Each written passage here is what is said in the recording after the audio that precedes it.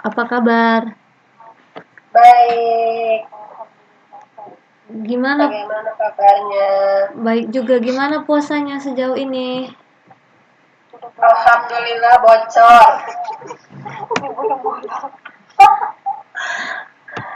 Bocor, Bu. Ya kan kalau perempuan nggak bisa full. Kalau laki-laki aman-aman aja kah? Belum-belum juga, Bu. Belum-belum. Ini udah hadir semua kah? Kayaknya belum deh. Bentar, aku lihat. Ini baru 23. Sedangkan bentar, aku lihat. Nggak pakai 2. Jaini belum masuk. Terus Mita telat. Bentar, aku lihat. Ini ada yang 2-2 kali itu. Yang 5 yang sana 2. Aku yang juga.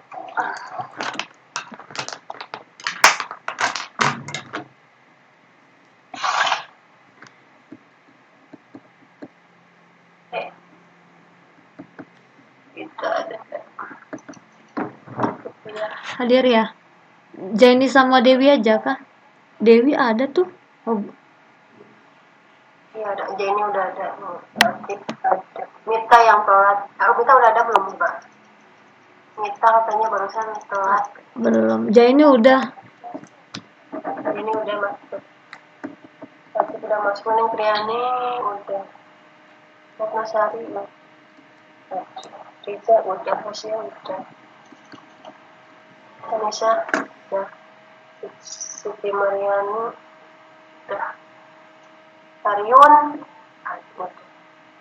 Tia ada. Ini ada. Pupus. Ini pacar.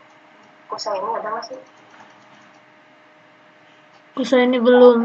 Belum, Kusa ini sama Mita. 2 berarti belum. Oke, thank you, thank you.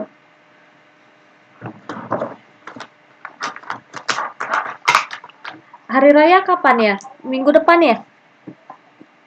Tanggal 24. Tanggal 24. Tanggal 24. Tanggal 24. Oh, tanggal 24. Mau kemana hari raya? Di rumah aja, Bu. Di rumah aja. Bulan depan kita lebih halal, Bu. Oh, di mana? Kita itu ikut gabung. Jauh banget ya. Jauh banget ya. Saya dari Hualien. Dari mana? Hualien. Jauh banget. Oh jauh? Iya, jauh banget. Kualiannya mana, Bu? Sama Jian jauh nggak, Bu? Jian dulu sih. Paling kalau naik kereta itu 10 menit dari Jian. Soalnya kita ambil tengah, ada yang anak-anak, ada yang teman-teman, ada yang di Tainan, soalnya ada yang di Kaohsiung. Oh, Jadi ambilnya tengah-tengah. ya semoga acaranya Biar sukses. aman. Ya aman. Biar aman. Eh, Katanya Jaini habis bikin siomay. Nanti waktu halal bihalal bawa siomaynya Jaini. Iya betul. Biar teman-teman lain bisa merasakan buatan siomay buatan Jaini. Oke, malam sepertinya kita mulai saja. Dua lagi belum hadir, nanti menyusul. Selamat malam, assalamualaikum warahmatullahi wabarakatuh. Hari ini kita TTM yang ke 9, ya kan, 9 modul 8. Jadi kita ada 2 TTM lagi minggu depan modul 9. Terus minggu depannya lagi tanggal 30 Mei itu pertemuan terakhir TTM 11. Nanti saya pikirkan itu kita ngapain. Kemarin saya janji public speaking ya, kita lihat nanti bagaimana sistemnya. Oke. Hari ini kita akan bahas modul 8, akan dipresentasikan oleh kelompok 6. Tadi Umi tadi telepon saya, katanya karena neneknya meninggal, jadi nanti agak sedikit ribut, nggak apa-apa ya. karena memang dalam belajar itu ada aja cobaannya. Gak apa-apa. Iya, nggak apa-apa. Oke, kepada kelompok 6, waktu dan tempat saya persilakan.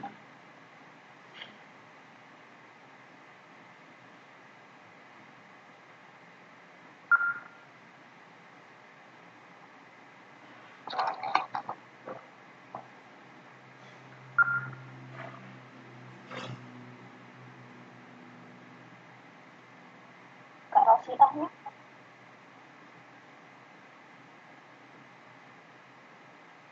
Halo Kak Rosiah. Oh, Kak. Pembuka. Kak Rosiah pembuka. Kak Rosiah. Pembuka aja tuh. Iya. Aku enggak. Terima kasih Ibu. Bismillahirrahmanirrahim. Assalamualaikum warahmatullahi wabarakatuh. Waalaikumsalam. Waalaikumsalam. Pertama-tama kita ucapkan puji dan syukur kehadirat Allah Subhanahu wa Ta'ala yang telah memberi kesempatan kepada kita semua untuk bisa berkumpul kembali di pembahasan presentasi malam ini. Selamat malam kakak-kakak semua. Apa kabarnya? Luar biasa. Wah, luar biasa sekali antusiasnya. Baiklah, saya ucapkan terima kasih untuk teman-teman yang sudah hadir pada kesempatan malam ini. Semoga kita semua dalam keadaan sehat walafiat.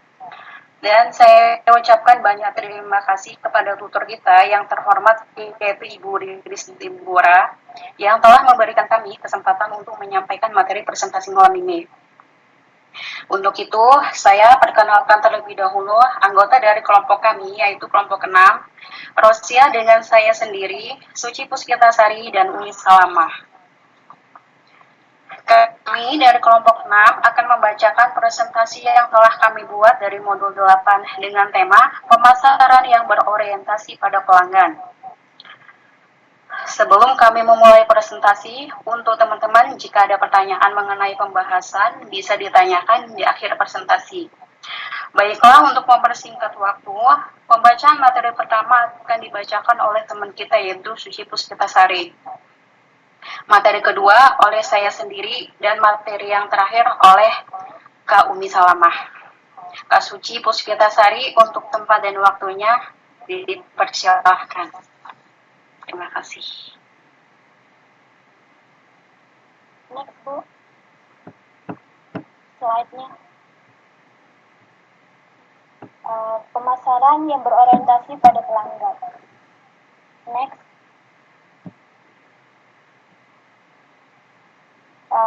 Jadi setelah mempelajari modul 8, siswa diharapkan mampu menganalisis bauran pemasaran. Yang kedua, mampu menganalisis pasar bisnis ke bisnis. Yang ketiga, mampu menganalisis pengembangan. Yang keempat, mampu menganalisis daur ulang hidup produksi. Yang kelima, mampu menganalisis tujuan penentuan harga. Yang keenam, mampu menganalisis harga berdasarkan biaya, permintaan, dan persaingan. Yang ketujuh, mampu menganalisis perantara grosir dan retail. 8. Mampu menganalisis kerjasama dalam sistem saluran. Yang 9. Mampu menganalisis promosi. Yang ke-10, mampu menganalisis promosi. Next, Bu. Kegiatan pembelajaran 1, pasar dan pemasaran. A. Pemasaran dan bauran pemasaran. Pasar adalah suatu tempat bertemunya antara penjual dan pembeli dalam melakukan transaksi jual beli, baik produk maupun jasa. Sedangkan untuk pemasaran atau sering disebut namanya marketing adalah suatu kegiatan bisnis yang dirancang untuk merencanakan, menentukan harga, promosi, dan distribusi barang-barang yang dapat memuaskan kebutuhan dan keinginan melalui proses pertukaran. Keinginan merupakan sesuatu yang dikehendaki atau dicari. Keinginan akan berubah menjadi permintaan jika didukung oleh kekuatan untuk membeli. Pemasaran juga merupakan seluruh rangkaian kegiatan yang memastikan bahwa kita memenuhi kebutuhan pelanggan dan mendapatkan hasil semua yang telah kita kerjakan. Oleh karena itu, pemasaran berhubungan dengan periklanan, promosi, hubungan masyarakat, serta penjualan. Nah, di sini ada banyak tujuan pemasaran. Menurut Joshi tahun 2012, yang pertama itu menerapkan kebijakan pemasaran modern. Yang kedua, mengembangkan kebijakan dan menerapkannya untuk mencapai hasil yang berhasil. Yang ketiga, menyarankan solusi untuk mempelajari berbagai persoalan yang terkait dengan kegiatan pemasaran. Yang keempat, menentukan berbagai sumber informasi terkait dengan persoalan pemasaran. Yang kelima, memperkuat promosi pasar yang ada. Yang keenam, melaksanakan tindakan pemasaran yang dibutuhkan. Di sini ada namanya konsep-konsep pemasaran mengalami perubahan. Yang pertama itu ada namanya era produksi. Jadi pada tahun 1900, Eropa pertama kali memulai perjuangan untuk bertahan hidup di Amerika. Mereka mempunyai filosofi untuk bisnis. Produksilah sebanyak mungkin karena ada pasar yang tidak terbatas. Jadi maksudnya di sini mereka berusaha memproduksi barang sebanyak mungkin karena pada suatu saat kebutuhan lebih banyak dari kapasitas produktif. Sehingga tujuan bisnis berpusat pada produksi. Untuk selanjutnya era penjualan. Karena kapasitas produksi seringkali melebihi kapasitas pasar, sehingga filosofi bisnis bergeser dari penekanan pada produksi di era produksi menjadi penekanan pada penjualan di era penjualan. Pada era penjualan ini, kegiatan pemasaran yang paling penting adalah penjualan personal dan periklanan. Yang ketiga, era konsep pemasaran. Permintaan terhadap produk dan jasa berpindah ke para prajurit yang memulai karir baru dan mulai memperbaiki kondisi keluarganya. Jadi di era konsep pemasaran memiliki 3 bagian. Yang pertama, orientasi pelanggan, orientasi pelayanan, orientasi keuntungan. Yang keempat itu ada namanya era relasi pelanggan. Pengelolaan hubungan dengan pelanggan merupakan proses pembelajaran sebanyak mungkin sehingga pelanggan dan mengerjakan segala sesuatu yang dapat dilakukan untuk memuaskan pelanggan, bahkan melebihi harapan pelanggan dengan barang dan jasa yang ada dari waktu ke waktu. Next, Bu. Di sini ada perbedaan penjualan dan pemasaran. Jadi, penjualan itu menekankan pada namanya produk, sedangkan untuk pemasaran itu menekankan pada kegiatan pelanggan. Nah, untuk penjualan itu merupakan motif utama. Untuk pemasaran, kepuasan kepada pelanggan adalah motif utama.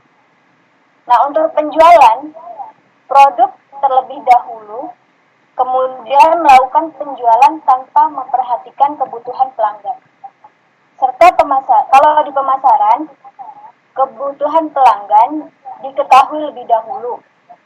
Kemudian melakukan menempatkan produk ke pasar untuk dijual dan mendapatkan laba. Untuk penjualan, orientasi pada internal perusahaan. Sedangkan pemasaran, orientasi pada pasar eksternal. Di penjualan, kebutuhan perusahaan merupakan motif. Sedangkan untuk pemasaran, kebutuhan pelanggan merupakan motif.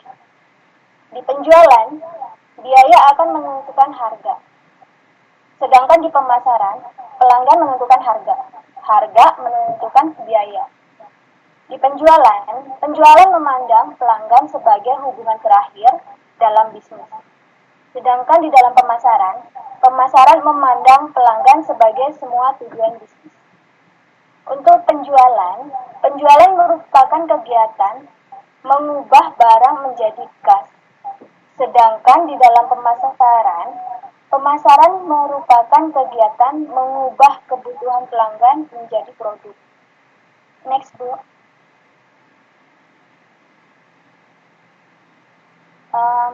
Di sini ada barang konsumsi dan barang industri. Jadi barang konsumsi itu barang dibeli untuk langsung dikonsumsi. Beda dengan namanya barang produksi. Kalau barang produksi dibeli untuk diproses terlebih dahulu. Barang konsumsi merupakan permintaan langsung. Sedangkan kalau barang industri merupakan permintaan tidak langsung. Di dalam barang konsumsi, pembeli dalam jumlah kecil, pembeliannya jumlah kecil. Sedangkan barang produksi, barang industri itu pembeliannya dalam jumlah yang besar. Di barang konsumsi, untuk melakukan pembelian, diperlukan pengetahuan yang umum mengenai barang tersebut. Sedangkan kalau barang industri, untuk melakukan pembelian, diperlukan orang yang ahli tentang barang tersebut. Di dalam barang konsumsi, permintaan itu sifatnya elastis. Sedangkan dalam barang industri, permintaannya itu bersifat inelastis. Next, Bu.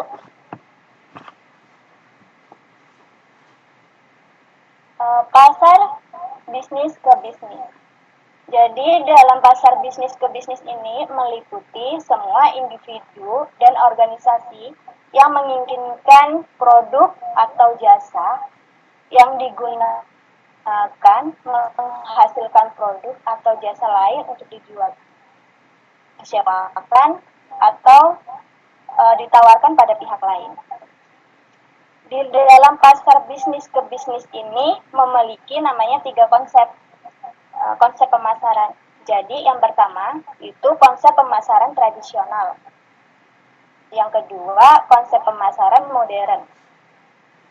Yang ketiga itu ada pemasaran pemangku kepentingan. Konsep pemasaran tradisional sendiri itu menekankan pada usaha memberikan pelanggan hal yang mereka inginkan atau butuhkan.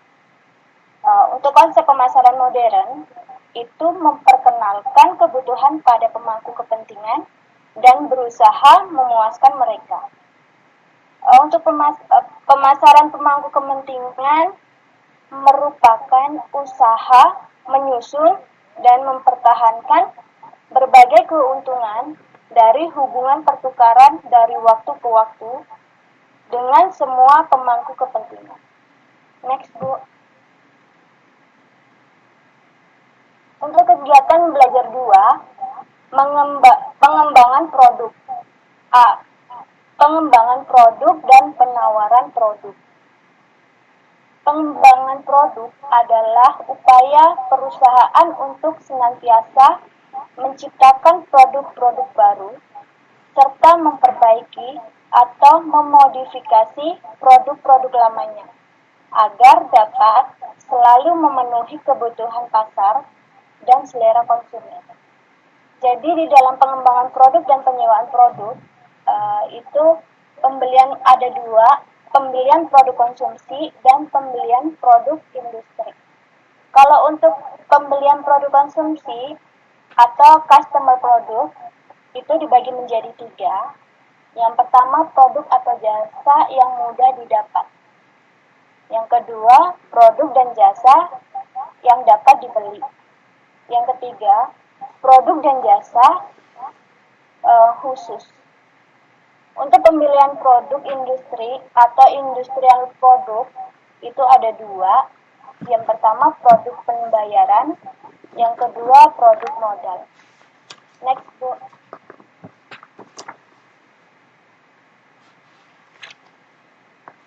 Di sini ada 6 jenis pengembangan produk ya menurut Booth et al. Yang pertama produk baru yang sama sekali baru. Yang kedua itu lini produk baru. Yang ketiga, produk baru yang menambah lini produk yang sudah ada. Yang keempat, perbaikan lini produk yang ada. Yang kelima, produk yang ditempatkan kembali. Yang keenam, pengembangan produk yang sudah ada. Untuk langkah-langkah mengembangkan produk itu ada 5 secara umum. Yang pertama, evakuasi konsep atau penyusunan ide. Yang kedua itu tahapnya analisis bisnis. Yang ketiga, tahap pengembangan. Yang keempat, tahap pengujian pasar. Yang kelima, tahap komersialisasi. Untuk selanjutnya, presentasi akan dilanjutkan oleh Kak. Untuk waktu dan tempat, saya persilakan.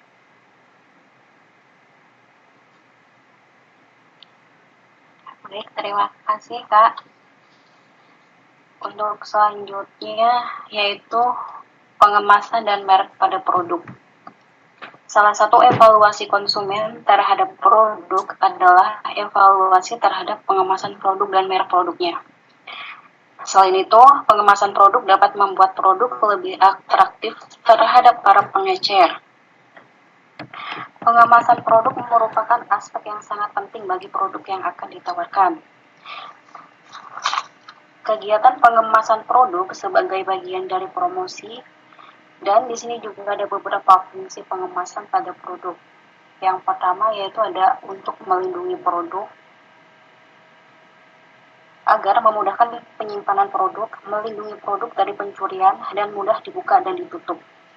Yang kedua yaitu menarik perhatian pembeli, lalu menjelaskan produk dan informasi tentang produknya. Selanjutnya yaitu menjelaskan manfaat produknya dan memberikan informasi mengenai jaminan produk, peringatan terhadap produk, dan berbagai informasi lainnya. Yang keenam yaitu memberikan informasi mengenai harganya, penggunaan produk, dan manfaat atau kegunaan produknya. Pada pengemasan produk merupakan salah satu alat pemasaran. Beberapa faktor yang mempengaruhi berkembangnya kemasan produk dalam kegiatan pemasaran, yaitu pengemasan produk yang baik akan menarik minat calon pembeli untuk meningkatkan minat pelanggan untuk melakukan pembelian secara ulang. Oleh karena itu, pengemasan produk yang baik akan mendorong impresi pelanggan untuk melakukan pembelian. Selanjutnya ada siklus hidup produksi. Siklus hidup produk merupakan serangkaian tahapan dalam kehidupan produk secara komersial yang dipengaruhi oleh kemampuan produk diterima oleh masyarakat. Dalam siklus hidup, produk dapat berlangsung dalam jangka waktu pendek atau cuma ukuran bulan, lalu menengah atau ukuran tahun, atau bisa jadi jangka panjang atau ukuran dekade. Nah, siklus hidup produk mempunyai 4 tahapan, yaitu tahapan pengenalan, pertumbuhan, dan kedewasaan, lalu ada juga penurunan. Untuk tahap pengenalan dimulai ketika produk dapat mencapai pasar.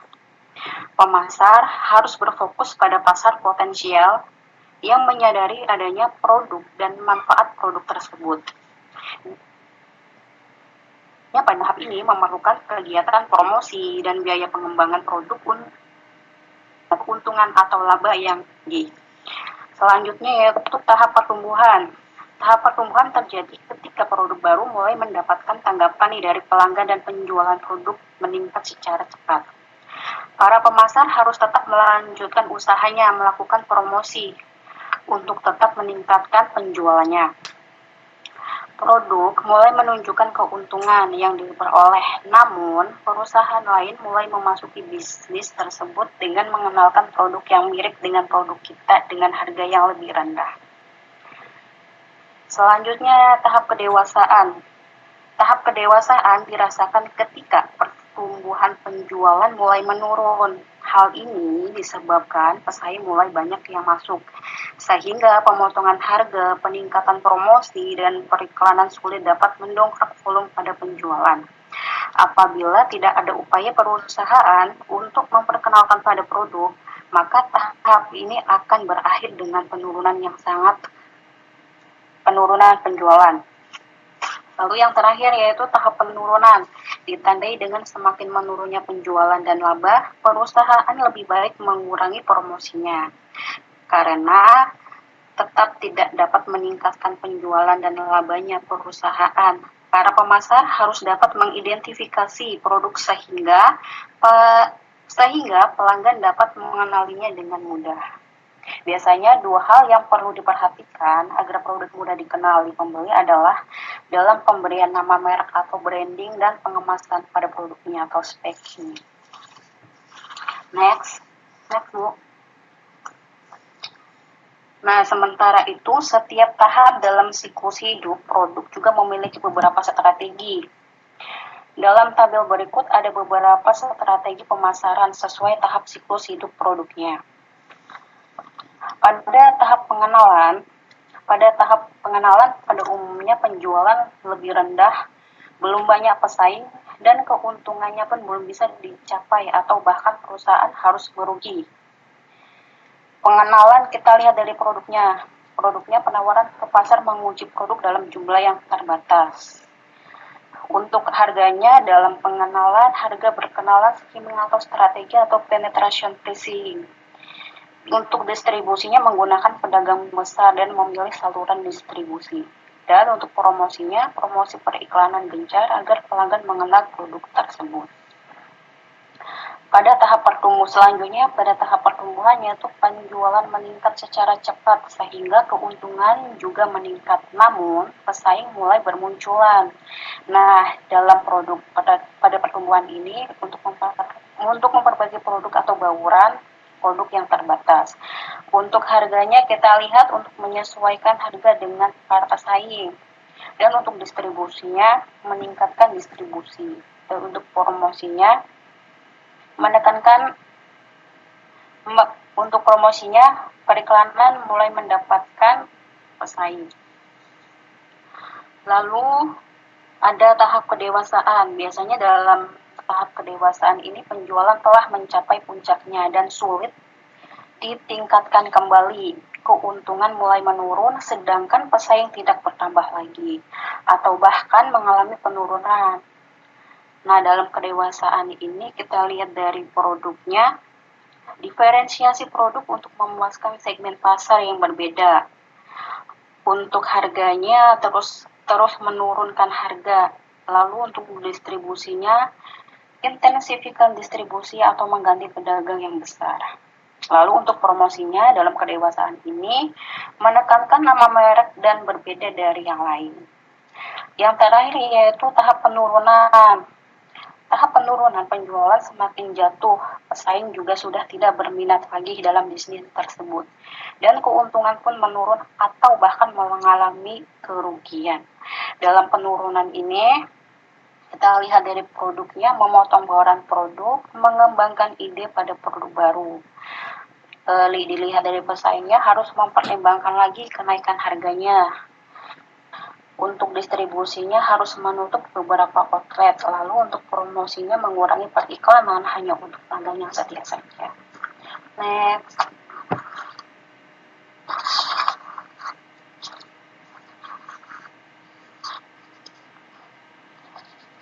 Yang selanjutnya kegiatan belajar yang ketiga yaitu harga bersaing.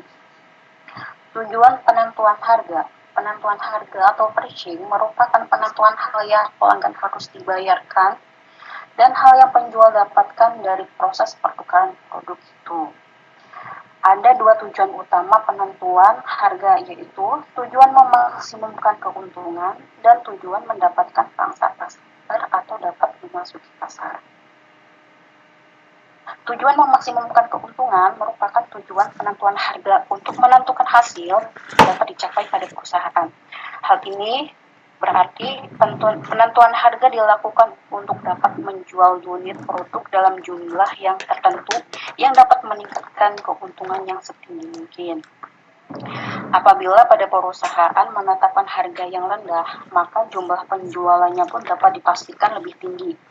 Namun, keuntungan setiap unit pada produk lebih rendah. Sebaliknya, apabila perusahaan menetapkan harga lebih tinggi, maka keuntungan akan tinggi.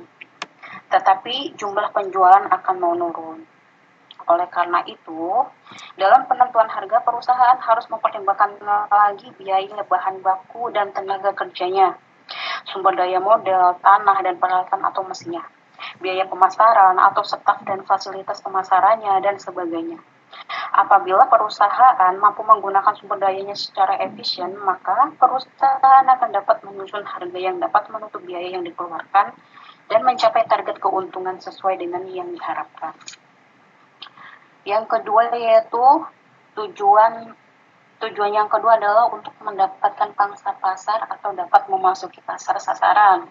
Biasanya dalam jangka waktu panjang, perusahaan harus dapat menghasilkan keuntungan. Keputusan menetapkan harga yang rendah akan membuat perusahaan mampu mendapatkan pelanggan untuk mencoba produk yang baru. Namun demikian, harga rendah ini sebaiknya hanya untuk mengenalkan produk baru saja.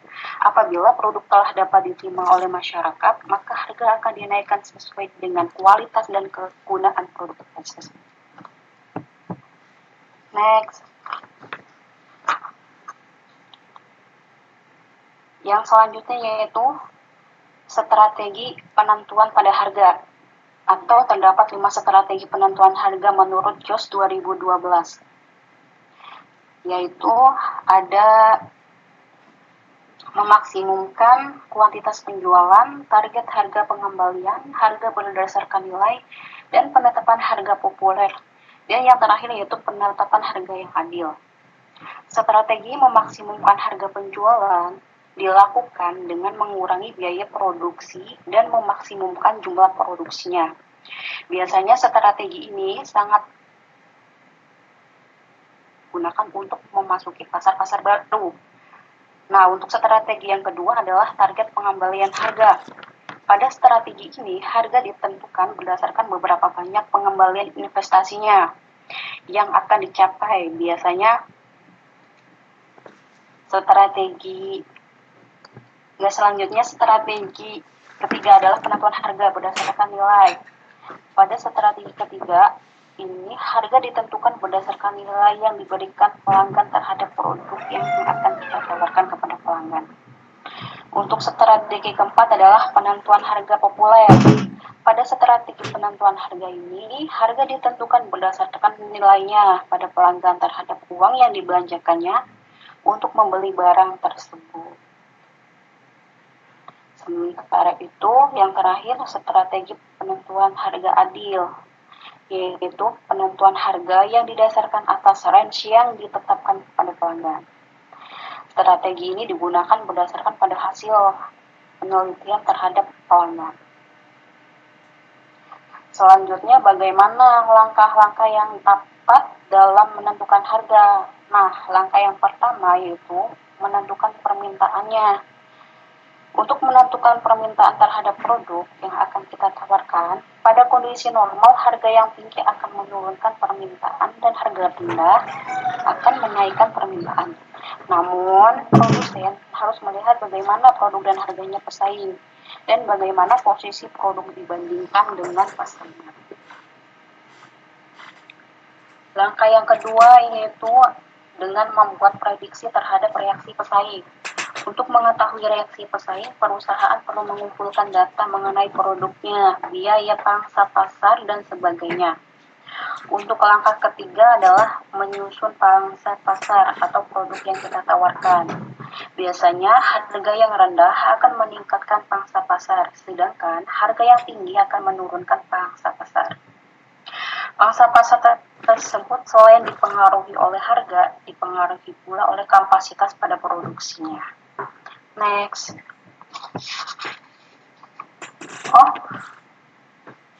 Langkah yang keempat adalah menentukan strategi pemasaran. Apakah akan menggunakan peluncuran harga atau price skimming atau harga penetrasi atau penetration pricing? Peluncuran harga dilakukan dengan menetapkan harganya yang tinggi di awal untuk menutupi biaya, sedangkan harga penetrasi dilakukan dengan menetapkan harga yang rendah di awal untuk mendapatkan pangsa pasar.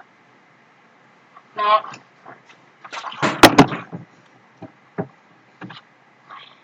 Bu. Harga berdasarkan biaya. Untuk selanjutnya harga berdasarkan biaya, permintaan dan persaingan. Teori ekonomi mempelopori dan menyatakan bahwa harga pasar ditentukan oleh seberapa banyak produk yang diinginkan dengan harga tertentu, sesuai dengan yang ditawarkan para pemasok.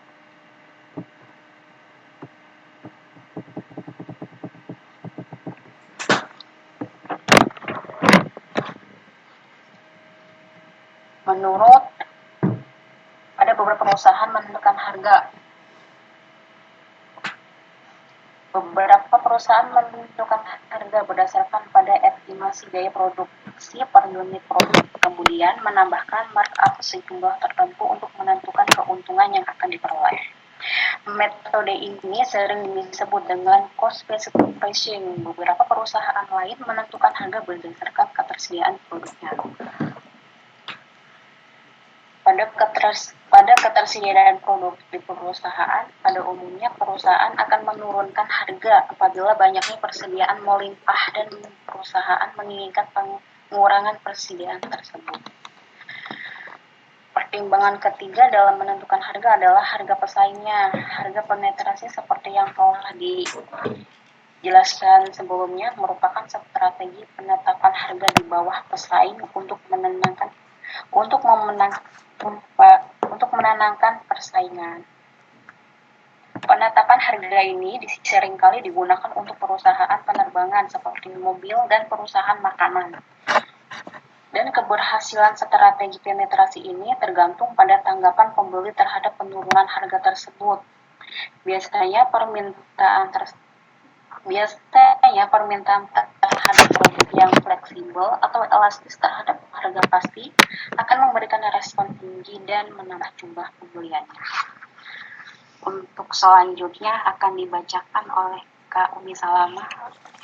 Untuk tempat dan waktunya saya persilakan. Ya, terima kasih Kak Rosi. Assalamualaikum warahmatullahi wabarakatuh. Selamat malam Ibu Riris. Selamat malam kakak-kakak. Di sini saya akan melanjutkan materi presentasi selanjutnya.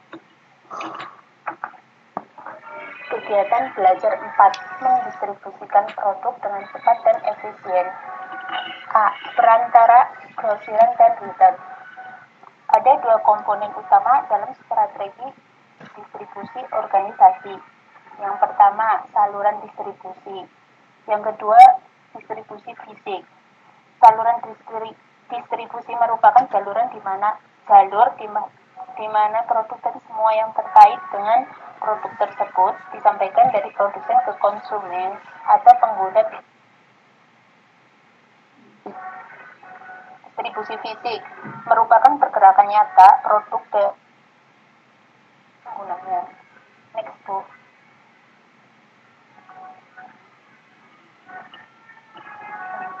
Nah, di sini ada beberapa faktor yang dipertimbangkan dalam memasarkan produk dan jasa. Pertimbangan pertama adalah siapa yang akan memasarkan atau menyampaikan produk kepada pelanggan. Yang kedua, motivasi para distributor. Ini para distributor bukan hanya sebagai pengirim produk, melainkan sebagai pihak yang menyampaikan, sehingga juga memerlukan periklanan dan promosi. Yang selanjutnya, kemampuan distributor dalam menyampaikan produk atau layanan kepada pelanggan. Jadi distributor yang baik adalah distributor yang mampu menarik perhatian dan minat calon pembeli untuk melakukan pembelian. Yang selanjutnya, lokasi distributor tersebut. Distributor yang efektif adalah distributor yang berlokasi dekat dengan pelanggan untuk produk konsumsi dan dekat dengan perusahaan pembuat produk untuk barang industri. Yang selanjutnya, pertimbangan logistik, yaitu keputusan mengenai di mana atau kemana, kepada siapa, dan bagaimana Anda menjual produk dan jasa. Yang selanjutnya, tingkat pelayanan. Hal ini dimaksud untuk mengambil keputusan mengenai kesamaan fasilitas layanan yang ada di setiap daerah atau kota yang menjadi tujuan pemasaran produk perusahaan.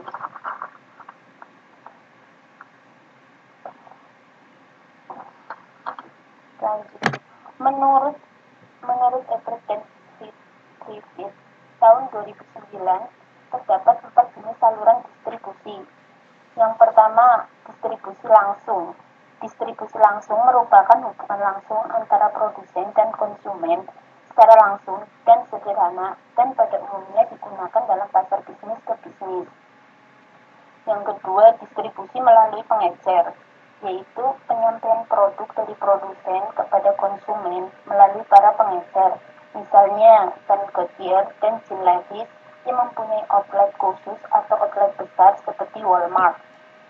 Yang selanjutnya, distribusi melalui pedagang besar. Ini membutuhkan biaya dan ruang yang besar untuk menyimpan produk sebelum disampaikan kepada konsumen. Yang selanjutnya, distribusi melalui agen atau broker. Ini dilakukan dengan menganggap broker atau agen sebagai wakil produsen. Next book.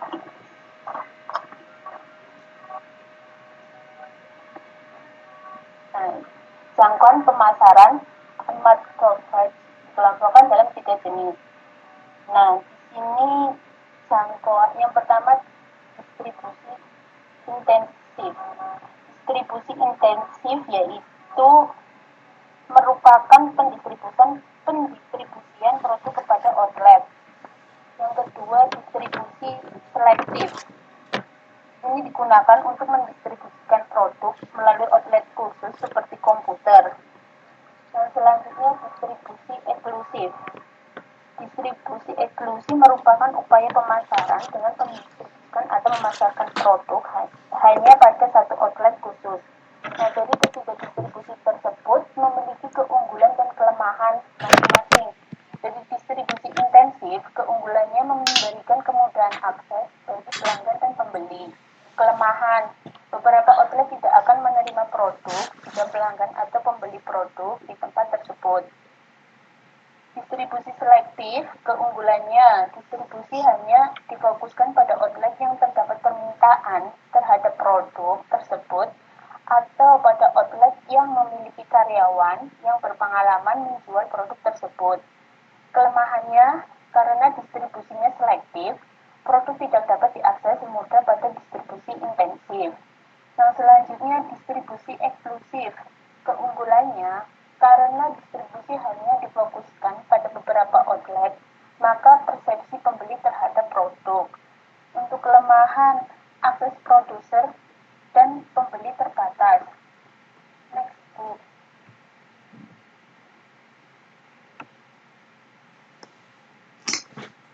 Pemasaran digital dan kerjasama dalam sistem saluran. Pemasaran digital atau digital marketing merupakan media elektronik yang menggunakan fungsi kode digital yang ditunjukkan dengan media digital. Nah, di sini ada beberapa karakteristik menurut Farrell et al. Tahun 2011 yang membedakan antara pemasaran digital dan pemasaran tradisional.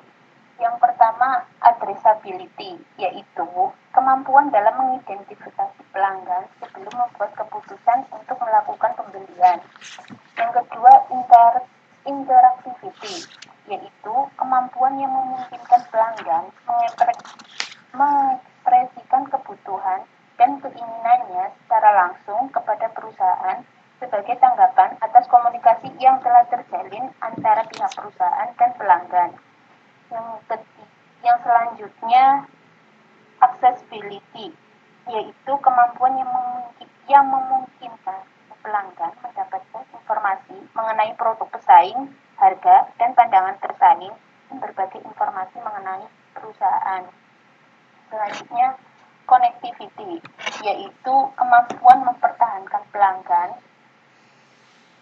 karyawan, dan bisnis yang saling berhubungan satu sama lain. Hal ini melibatkan pengguna jaringan kerja digital untuk menghubungkan pengguna dan penyedia produk dan layanan. Jaringan kerja sosial merupakan hal yang harus dipertahankan. Selanjutnya pengendalian, yaitu kemampuan pelanggan untuk mengatur informasi yang diterima melalui internet. Next, Bu.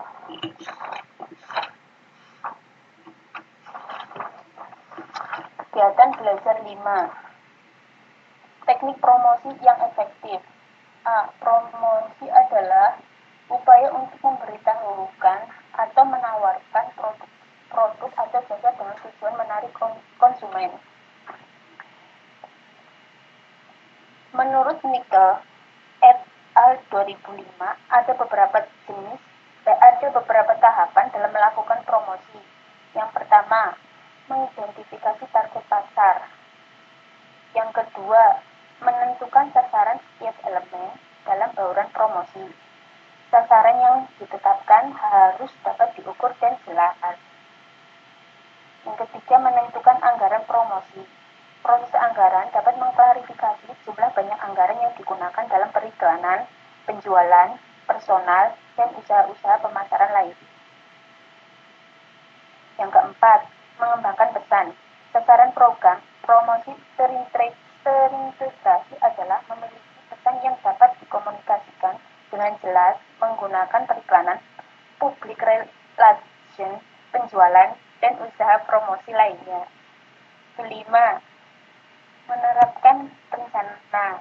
Periklanan harus dapat dijadwalkan untuk usaha yang saling melengkapi antara penjualan dan public relation. Selanjutnya, Bu.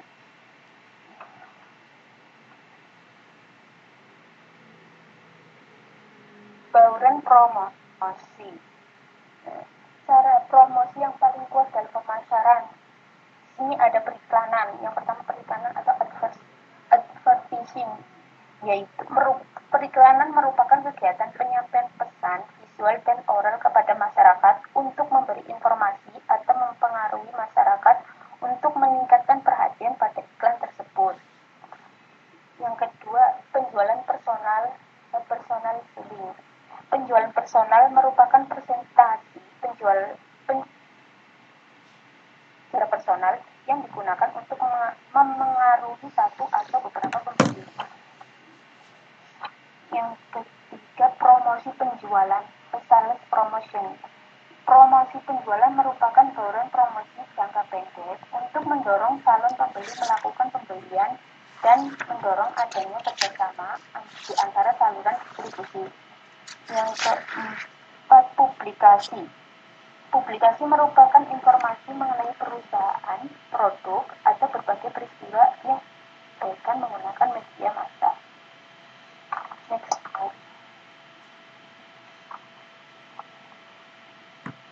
Nah, di sini ada beberapa keunggulan dan kelemahan dari metode promosi. Yang pertama, metode pertama, periklanan. Keunggulannya di sini dapat menjangkau pelanggan yang lebih besar, dapat mengendalikan isi pesan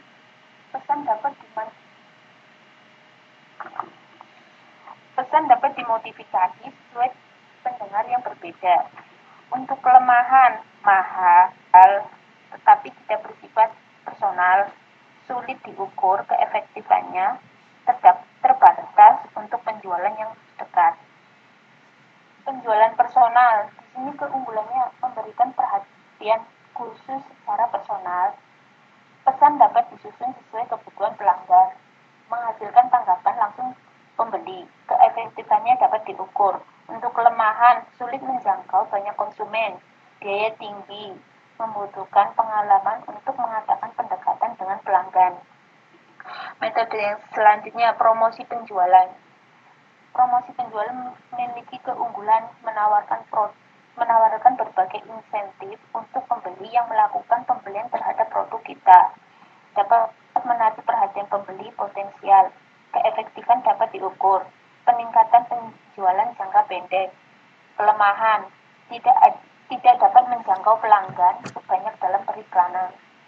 Metode selanjutnya, hubungan masyarakat.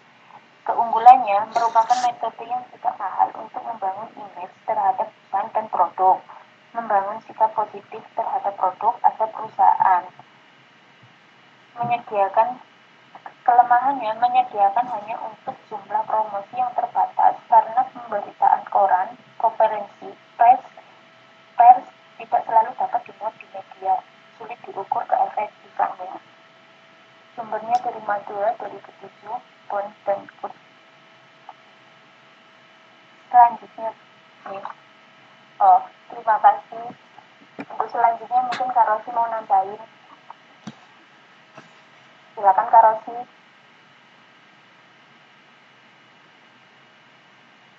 Iya. Terima kasih Kak Umi. Sebelum kami mengakhiri presentasi ini, kami akan membuka sesi pertanyaan terlebih dahulu untuk teman-teman. Jika ada yang ingin ditanyakan, silakan sebutkan nama dan siapkan pertanyaannya. Baiklah, sekian presentasi dari kami, kelompok 6. Terima kasih atas ketenangan teman-teman semua dalam mengikuti presentasi hari ini. Semoga dengan presentasi ini dapat menambah wawasan pada teman-teman semua.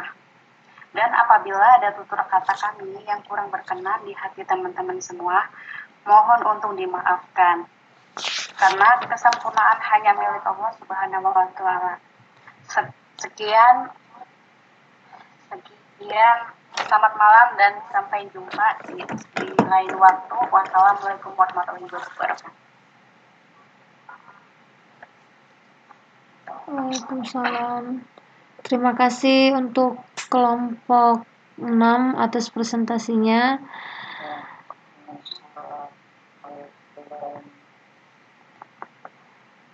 Ada yang ingin bertanya mungkin? Atau udah jelas? Wah, kalau udah jelas, hebat sekali. Boleh.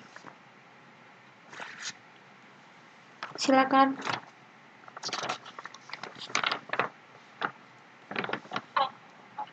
Halo, Assalamualaikum. Nama saya Jalini. Waalaikumsalam.